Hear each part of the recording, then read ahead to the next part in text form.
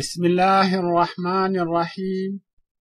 الحمد لله رب العالمين، وصلى الله على سيدنا محمد وعلى آله وصحبه وخير خديمه وأمته وسلم تسليما. السلام عليكم ورحمة الله وبركاته. Chers frères et sœurs en islam, votre co-religionnaire et serviteur Mamballa Faye vous revient aujourd'hui pour partager avec vous la nafila de la 11e nuit du mois béni de Ramadan. Bismillah. Celui qui effectue dans la 11e nuit du mois béni de Ramadan 4 rak'ahs, avec pour chacun la sourate Al-Fatiha. Bismillahirrahmanirrahim. Alhamdulillahi Rabbil Alamin. Ar-Rahmanir-Rahim. Maliki Yawmiddin. Iyyaka na'budu wa iyyaka nasta'in. اهدنا الصراط المستقيم صراط الذين أنعمت عليهم غير المغضوب عليهم ولا الضالين آمين. Je répète. Bismillahirrahmanirrahim. Alhamdulillahi Rabbil Alamin. Ar-Rahmanir-Rahim. Maliki Yawmiddin. Iyyaka na'budu wa iyyaka nasta'in. اهدنا الصراط المستقيم صراط الذين أنعمت عليهم غير المغضوب عليهم ولا الضالين آمين. Suivi de la sourate Al-Qadr. Bismillahirrahmanirrahim. إنا أنزلناه في ليلة القدر وما أدريك ما ليلة القدر ليلة القدر خير من 1000 شهر تنزل الملائكة والروح فيها بإذن ربهم من كل أمر سلام هي حتى مطلع الفجر. Je répète. Bismillahirrahmanirrahim. Inna anzalnahu fi laylatil qadr. Wa ma adraka ma laylatul qadr. Laylatul qadri khayrun min 1000 shahr. Tanazzalul malaikatu war-ruhu fiha bi'idni rabbihim min kulli amr. سلام هي حتى مطلع الفجر. Cette fois, suivi de la sourate Al-Kafirun. Bismillahirrahmanirrahim. قل يا أيها الكافرون لا أعبد ما تعبدون ولا أنتم عابدون ما أعبد ولا أنا عابد ما عبدتم ولا أنتم عابدون ما أعبد لكم دينكم ولي الدين. Je répète. بسم الله الرحمن الرحيم. قل يا أيها الكافرون لا أعبد ما تعبدون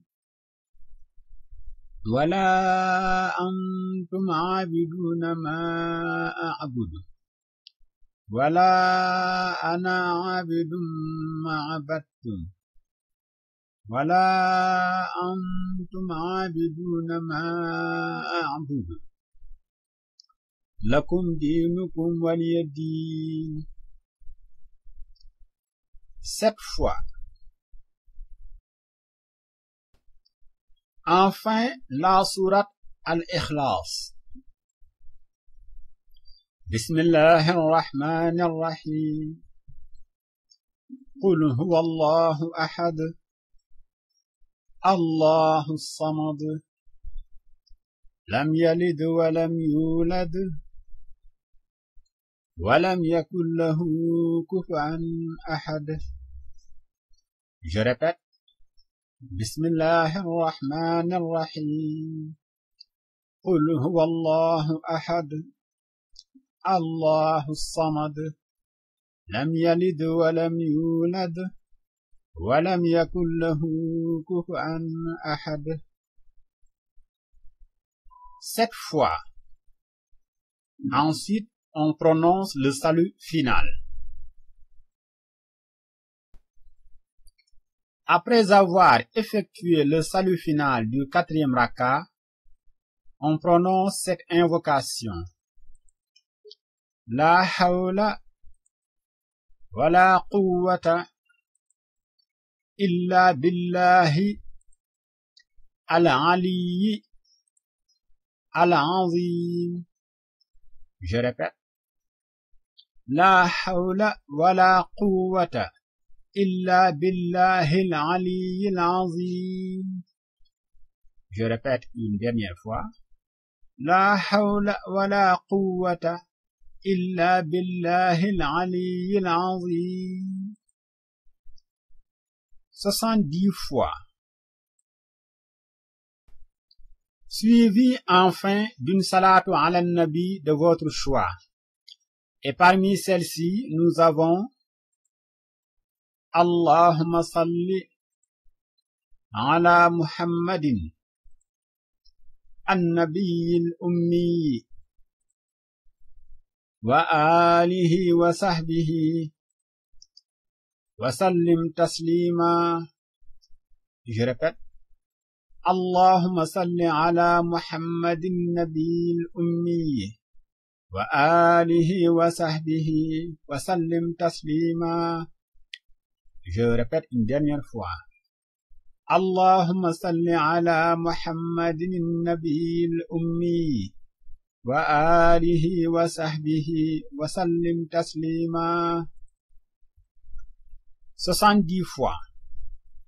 Donc, celui qui aura effectué cette nafila dans la 11e nuit du mois béni de Ramadan, à savoir 4 rakas, avec pour chacun la sourate Al-Fatiha, suivi de la sourate Al-Qadr 7 fois, ensuite de la sourate Al-Kafirun 7 fois, et enfin de la sourate Al-Ikhlas 7 fois. Ensuite, il effectue le salut final à l'issue des 4 rakas. Puis, il prononce cette invocation. La hawla wa la quwwata illa billahi al-aliyyil azim. 70 fois.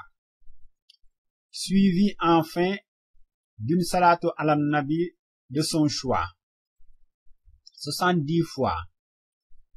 Alors, il sera absous de tous ses péchés sans exclusive.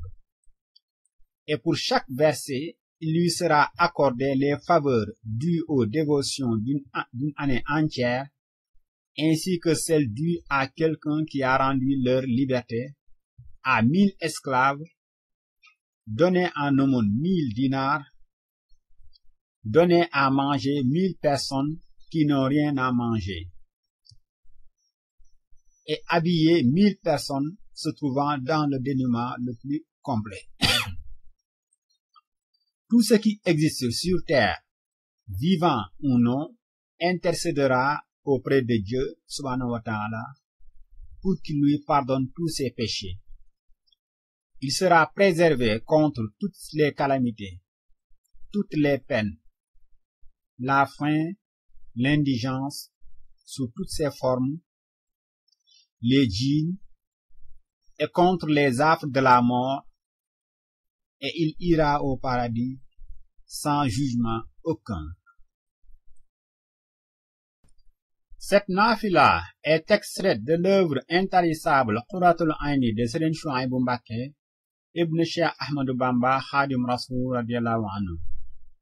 Puisse Allah subhanahu wa ta'ala le rétribuer au-delà de son espoir toute sa contribution à notre chère religion qu'est l'islam. Nous prions Allah subhanahu wa ta'ala également d'accorder longue vie à Serigne Sidi Mokhtar Mbacké afin qu'il accomplisse sa noble mission pour le bénéfice de l'islam. Nous formulons les mêmes prières pour notre vénéré guide Serigne Cheikh Abi Mbacké ainsi que toute la famille de Serigne Touba et tous les musulmans du monde entier. Allahumma salli ala sayyidina wa maulana Muhammadin nabiyil ummi wa ala alihi wa sahbihi wa khayri khadimihi wa ummatihi wa sallama taslima. Assalamu alaikum wa rahmatullahi wa barakatuh.